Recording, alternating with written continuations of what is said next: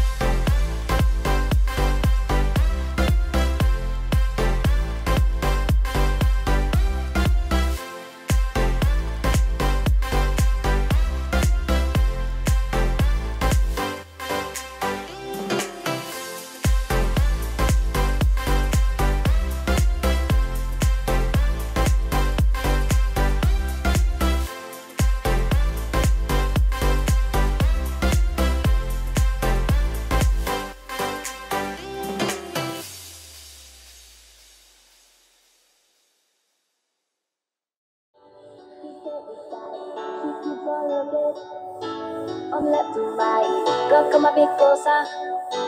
Look in my eyes, searching is so raw. I miss you. Time to love, to leave. Think it's something right after the song. So give me the love. Show you how to. Don't be only dancing alone. You can make up your mind, mind, mind, mind, mind. Please always one time, time, time, time, time. I'm not trying to rewind, wind, wind, wind, wind. I wish yours could go together as one. 1, 2, 3, I won't be all the kids with the phone. Ito rin yung advantage kapag parehas yung mga speakers mo, ganon din yung mga tweeter na ginamit mo, magkabilaan, left and right, balance na balance yung tunog. Pakinggan yung mga ka-DIY.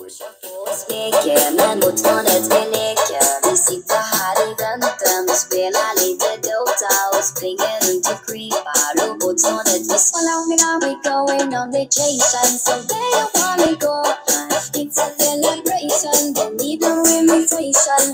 Going on vacation, so where you wanna go? Okay, so marami rin tayong mga ka-DIY na nagbi-build ng mga speakers. Yung iba, mini sound systems. Yung iba naman is kalimitan mga Bluetooth speakers. Pinaka-common, love na love nila yung boombox, yung parang radio type. So ngayon, since wala tayong hilig dun sa mga boombox, ito yung kinahiligan naman natin. Parang mini sound system type na kung bakit ito yung kinahiligan natin. Pwede nating i-position kasi yung left at right channel. Sa boombox kasi, kaya ayaw ko dun sa radio type. Magkasama na yan hindi mo mapapaghiwalay. No? yun yung tunog niyan. Ngayon, kung ito is modular approach, napapaghiwalay mo yung speaker ng left-right, pwede mong ilayo. Sound check tayo. Yeah, wine. Please don't waste my time. Now let's try to rewind, wine. I wish our hearts could come together as one. Oh, I'll be on the kicks with the bone top kicks. You gotta run. Kapag stereo yung tunog, talagang ramdam mo yung left at right channel. So, yun yung isang kagandahan lang kung bakit siguro mas na-appreciate ko yung ganitong klaseng setup compared dun sa mga boombox, no? Okay.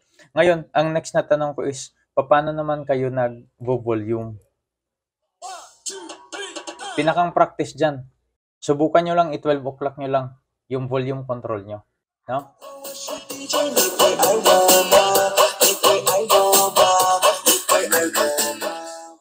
Napakaganda nung frequency response kapag hindi gigil yung magkabila ang speakers.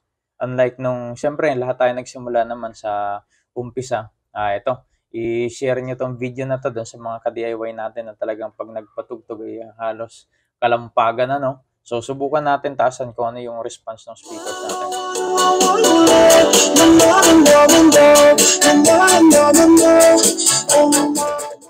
Though medyo maganda yung response ng ating speakers doon sa mismong amplifier. Ibig sabihin, medyo match sila, no? Kaya kahit nag 3 o'clock tayo, maganda pa rin yung tunog niya. Pero subukan yung isagad, pag hindi match yung speakers nyo, sigurado garal-galan yan. So, siyempre, pag nag-uumpisa ka pa lang, so iba yung practice ng pandinig mo kumpara doon sa medyo matagal nang sa sound system. Yun. So, ngayon, dito sa setup natin, medyo nakukulangan tayo sa bass, no? Though napakaganda yung frequency response nitong dalawang binuo nating speakers.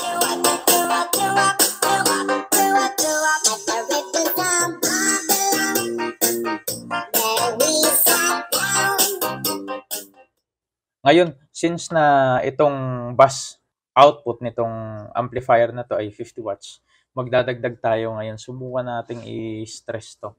Dagdag tayo ng another speakers at ito yung idadagdag natin. Meron tayong subwoofer. Isa lang muna. Then tingnan natin yung frequency response niya mamaya. Then dodoblehin natin mamaya pagka medyo good ang response. Okay, tara. Set up muna natin. Mahalaga rin sa speaker yung tinatawag na polarity. Doon sa polarity kasi, pagka sa limbayan yung polarity ng mga speakers mo, meron yung bad effect doon sa kanyang frequency response. Pero syempre, pag nag-uumpisa ka pa lang, naku, kalokohan lang yan, tumutunog naman eh. Wala naman akong nakikitang kakaiba. So, yun eh, hindi napapansin basta-basta. Pero meron mga audio analyzers na ginagamit na mapapansin yun at makikita na, yun pala yung pinagkaiba. Okay, ngayon, sound check tayo. Meron na tayong subwoofer at left at right channel. Okay, i-adjust lang natin ng konti yung ating camera para medyo makapture natin yung speaker natin. Medyo maraming tumitilawak na manok dito sa amin ngayon. Tinola yan mamaya sa akin. Pero sa kapitbahay kasi yan. Shout out siyempre sa ating mga mababait na kapitbahay at tayo mag-iingay na naman. Okay? Testing tayo.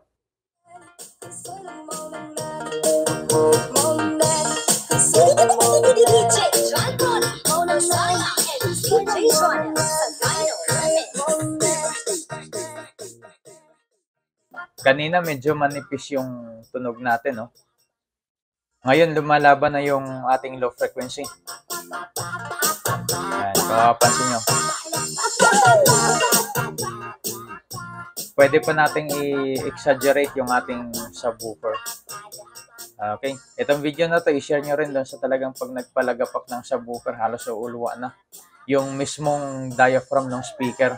No?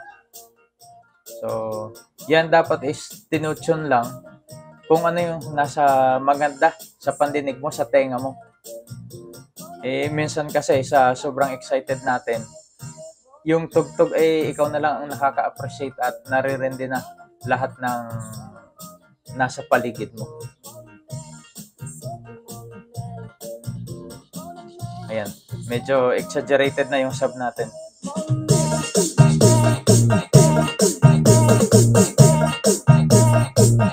So yan, kung mapapansin nyo, iba na yung frequency response natin.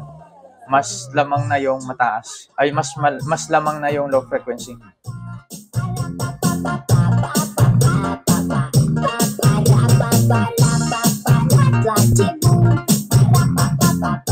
Ayan, nagpapalagapak na si Idol.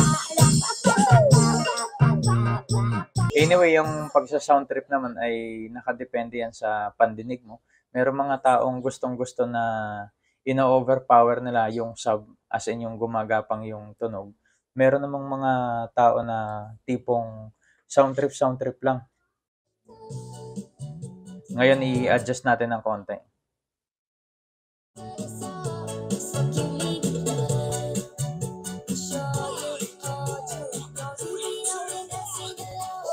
You can make up your mind, mind.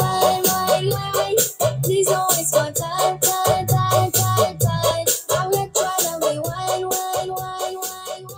So ayan, kung mapapansin nyo ngayon, medyo lumalaban na yung dalawa nating high frequency, no? Naririnig na natin yung kalansing ng Twitter.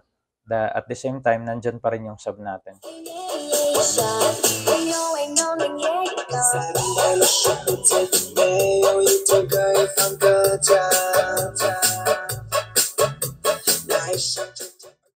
Ngayon, medyo sabihin nating bitin ng konti yung sub, no? Subukan nating magdagdag pa na isa pang subwoofer. So, since 50 watts naman ito, kakayanin niya yung mga mini subwoofers natin. Okay, let's go.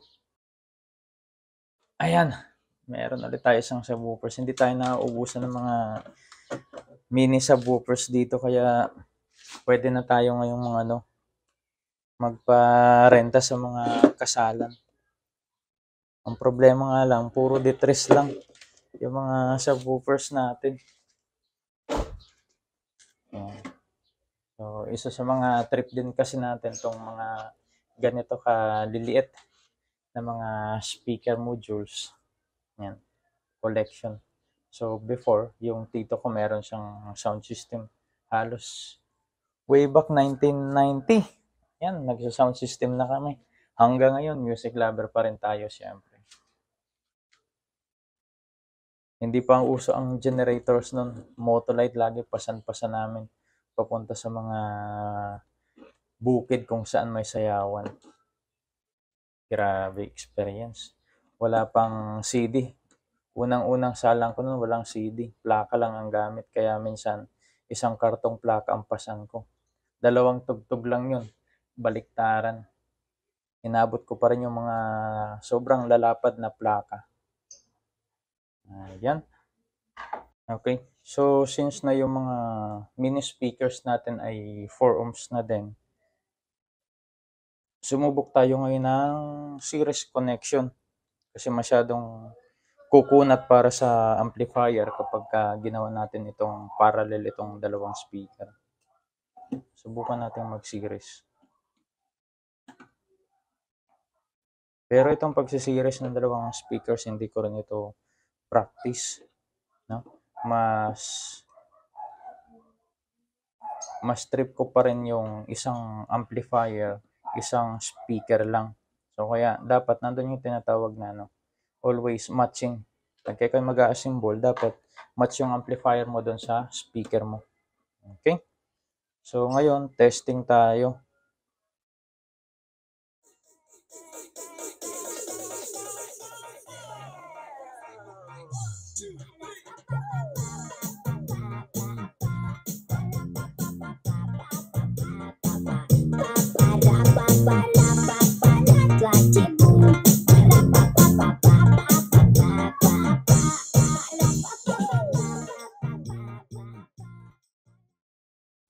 So, kung napansin nyo, medyo lumalagap ako na, no?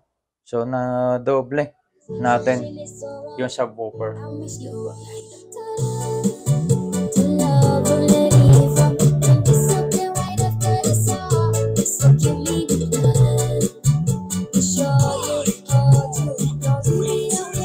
ganito kataas na tunog, halos 11 to 12 o'clock. Masakit na to sa tenga.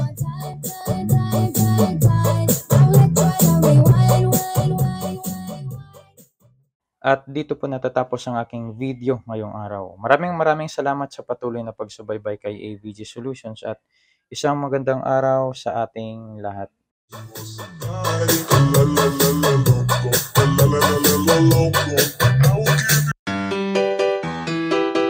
AVG Solutions. Don't forget to subscribe.